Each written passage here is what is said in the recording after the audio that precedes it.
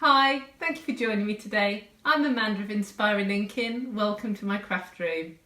Today's card has no stamping on it. Now, I don't want you to faint, I don't want you to worry.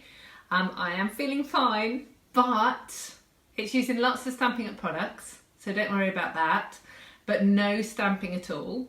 It's a man's card and they're really tricky to make quite often, so I'm really excited to bring this one to you. And I think the creative possibilities that you can come up with taking this card and putting your own stamp on it is going to be brilliant. So if you make this card, I'd love to see it. Please send me a copy of a picture to amanda@inspiringinkin.com. I love to see the creations that you've made. Okay, so let's get started with all the measurements and all the things that you need. The first thing, I'll zoom in so you can kind of see this. The first thing is this is my original card, and we had in the catalogue that has just finished, we actually had these lovely little dots that are in neutral, so they were in black. But they've actually left the catalogue now. So on the new card, I am going to be using the enamel dots in silver and these lovely faceted gems. Now these faceted gems, they look like jelly tots. Now, if you're in the UK, you know what a jelly tot looks like. If you're not and you don't know what I'm talking about, they're a candy, a sweet that are covered in sugar, and they look just like this. Hit Google Images, you'll find it. Okay, but these are really lovely. So we're going to be using those. We are going to be using basic black cardstock, Whisper white cardstock, the bow punch, and the Simply Scored. Okay, so I'm going to make the bow first because that's kind of slightly more complicated. So you need 2 lots of punch outs of this, and you need a bone folder. Now what you want to do is put the cardstock on the bone folder and just pull it along the bone folder, and can you see how it's curling? It just breaks the fibres down on the paper a little bit, and it just makes it easier for you to shape it so it does what you tell it to do. So now you will end up with 2 of these little rectangles, but you only need 1 of them. Now I have tried using all sorts of glue, and I love my Tombow glue, but for this project, or for this particular bow, we need glue dots and a pokey tool to lift your glue dots off. So you want 1 glue dot to pop, pop that down, and then that is going to make 1 bit of your bow tie. Another one on there to make that piece, and then you're going to use another one to stick those 2 pieces together. Okay. Ooh, pokey tool's in the way. Right. So those 2 are together. Then the little rectangle is going to go over the top, and it's going to join at the back. So again, if you put a glue dot there, it's actually easiest to put the rectangle on the back, wrap it all the way around the front to make sure it's sitting where you want it to, and then put another glue dot on the back again for it to stick to. I'm going to lose quite a few glue dots, but honestly it's so much easier than holding everything because you stuck it with Tombow. It doesn't want to stick. Right, let me just move that across a little bit. There. Okay, and then I call these whale tails, these little bits, and then they are just going to go behind. So again, more glue dots. So 1 there, And you're going to pop that at the back. And again, one more there. And that's the back there. Okay. So there's your little bow tie all made. Then we are going to take some cardstock. Now this card measures 8 inches by 5 3/4 inches, which is the size that I make with my standard card blanks. And we're going to score it at 2 inches and 6 inches. Now that is going to fold in like that. So it's going to give, this is classed as a gatefold card, but that is actually going to be this part of the jacket. Okay, now to make these pieces, which actually make the lapel, we've actually got 2 diagonal score lines. Now on the simply scored board, obviously we've just got straight lines. So what we're going to do is we're going to mark up here on the top and on the side where we want the diagonal line to go, and then we'll score the diagonal line.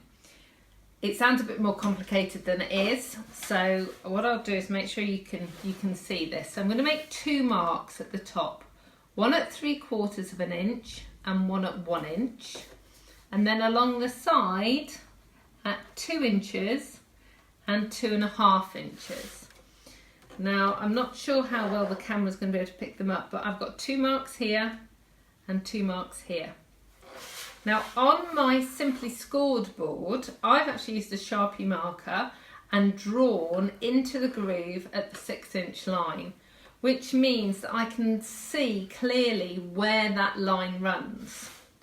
So what I'm going to do is take the first mark at the top and put that into the groove, and the first mark at the bottom on the side, and I'm just going to score like that, and then move it over and line it up again and score there. So then that gives me my 2 score lines to make my upstanding collar lapel, just like that. Okay, so we're going to do exactly the same in reverse for this one. So 3/4 of an inch and 1 inch, 2 inches and 2.5 inches. And then you're going to line up your first line. Ooh, it's easier to do it this way. First line with your first dot there, and then the second line with the second dot there. Okay, and then that is exactly the same, and then they join like so. Okay, now what I'm actually going to do, I'll just move that out of the way just for a second, is I'm now just going to put the buttons on the front, and I'm going to use the faceted gems. I'm actually going to use the jelly tots, and that's going to go just there, just like, looks like some really fancy buttons on the jacket. Okay, so that's those, and actually I'm just going to stick this onto the back as well, so you've got somewhere to write. No good having a card that you can't write on, unless obviously you've got a silver or gold pen, something like that, but I always like to make sure I've got something there to write on. Okay, so now what we're going to do is make the shirt. So this piece of card, and actually it's the same, exactly the same size for the back. So it's 3 3/4 by 5 3/4. No, the back is different. So the back is 3 3/4 by 5.5, because I've left a little gap all the way around. But this piece is, the shirt piece is 3 3/4 by 5 3/4, because I want it to go top to bottom. Okay, So what we're going to do is we're going to score, and we are going to score starting at the 3/4 inch line, and then we're going to score every line for 7 lines. So we're going to start there. So we're going to go 1, 2, 3, 4, 5, 6, 7, and then we're going to turn the whole thing around and do the same again. So starting at 3/4, 1, 2, 3, 4, 5, 6, 7.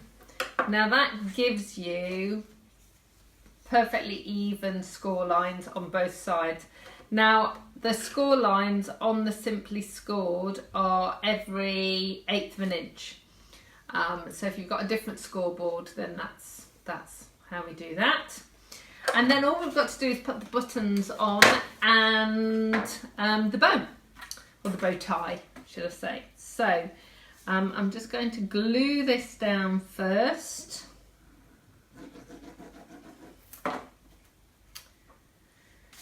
So pop that on and then just align it, just to make sure that it's aligned top and bottom. Then put your bow tie on. I'm going to use glue dots again. I'll use 3 I think this time. So 1 for the centre and then 1 each for the whale tails, just so it's stuck down well, like that.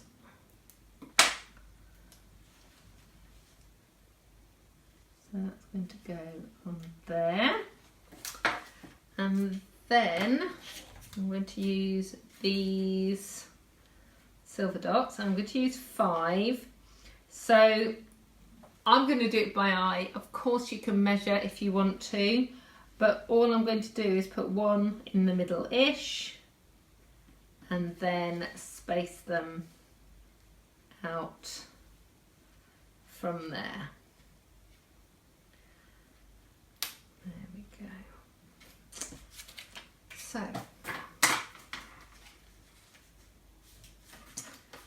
there we have a tuxedo suit card.